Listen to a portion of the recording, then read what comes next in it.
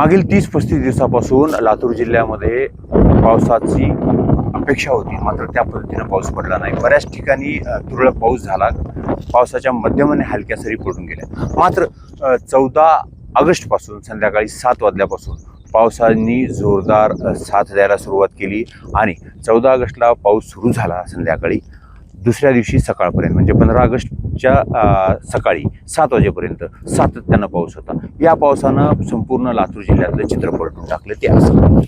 लातूर जिल्ह्यामध्ये 8 मध्यम प्रकल्प आहेत, 132 लघु प्रकल्प आहेत आणि लातूर जिल्ह्याला पाणी पुरवठा करणारं मांजरा धरण असेल, त्याच पद्धतीनं निम्न धरण प्रकल्प असतील, हे दोन्ही प्रकल्प भरलेले आहेत।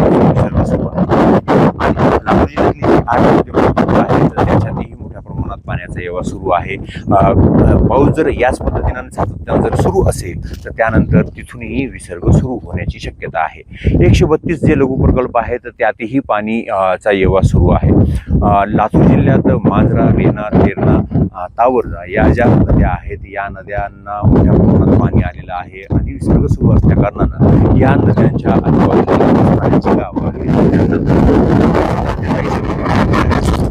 विभागाच्या मार्फत त्यांना अलर्ट असं जाहीर करण्यात आलेलं आहे आणि प्रशासन ठिकठिकाणी त्याबाबत सूचना देत आहे।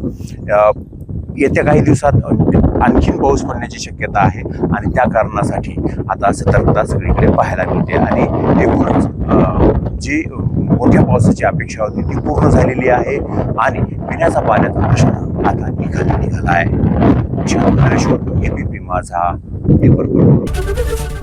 एबीपी माझा, उघडा डोळे बघा नीट।